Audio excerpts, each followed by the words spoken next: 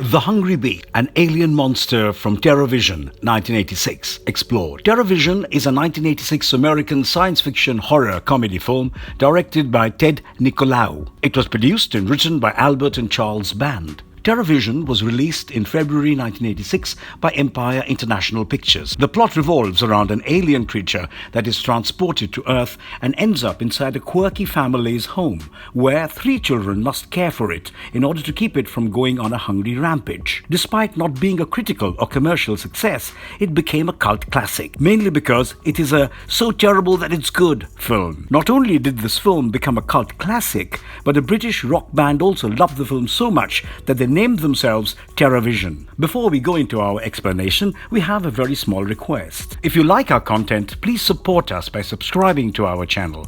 This is a small click for you, but for us it means a lot. Thank you. Let's begin.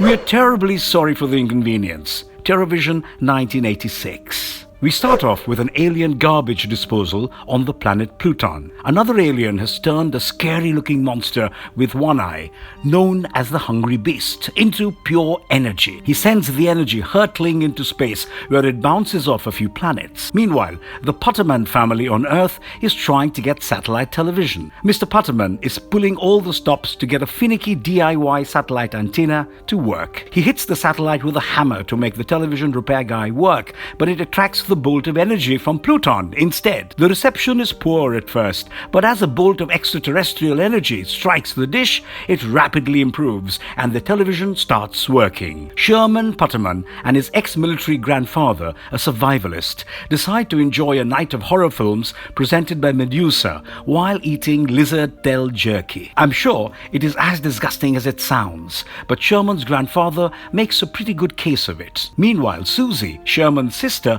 introduces the family to her rocker boyfriend, Odie. It might be a clever play on how rock stars end up overdosing on drugs, but I might just be reading too much into it. Either way, he is quite the punk rock replica of goth musicians. Susie's parents don't seem to mind it very much. They then get ready for a wild night as they go to meet a few swingers. Sherman and his grandfather keep trying to find good movies to watch, but they struggle to find scary content. During that time, the grandfather tries to use the satellite controls. But we all know what happens when old people use technology, right? So, Sherman was justifiably worried that good old Gramps would break the controls. He didn't, but the satellite did stop working a couple of times. Mr. Putterman called the repairman for the satellite before leaving, and the guy arrived shortly after the grandfather messed up the controls. He goes to work on the satellite, but when Sherman and his grandfather go to check on him, he isn't there. The poor man had disappeared into thin air. They ultimately fall asleep, but are startled awake when the Hungry Beast appears from the television. One of his eyes slithers and snuggles right next to Sherman under the covers. It seemed cute until it devoured Sherman's grandfather. The beast just grabbed his head and green liquid started pouring out. It was quite disgusting to watch, but it also had a cinematic horror kind of beauty to it. After seeing his grandfather disappear, Sherman went and locked himself in his little bunker room.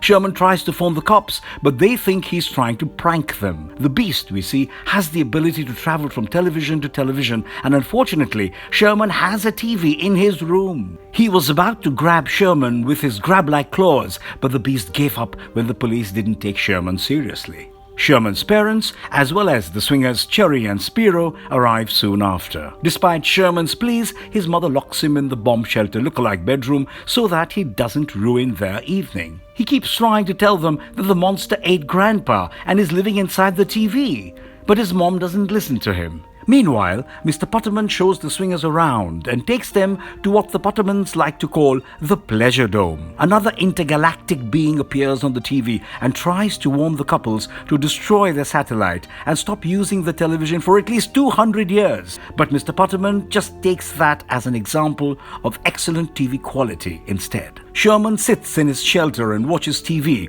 while Medusa asks the viewer to give her a call. Unfortunately for him, she dismisses him and calls him a lunatic. lunatic. Later, the beast enters the house's sex-themed pleasure dome through the television and eats cherry while she is waiting for Stanley Putterman in the pool. The beast then imitates her in order to entice Spiro. He gets into the pool for some fun and ends up at the bottom of it instead. After a while, Sherman's parents go to the pleasure dome and find the couple missing. They look at the bottom of the pool and find the beast lurking there, waiting for them.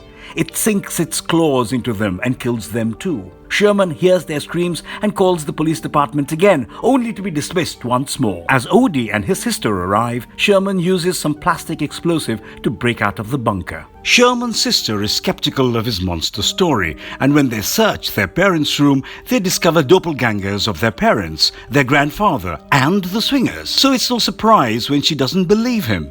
Sherman also starts questioning his reality after that. However, he soon comes across the beast in another room. It pursues them but gives up when it sees Odie's heavy metal memorabilia, which he likes because it reminds him of his caretaker's gloves.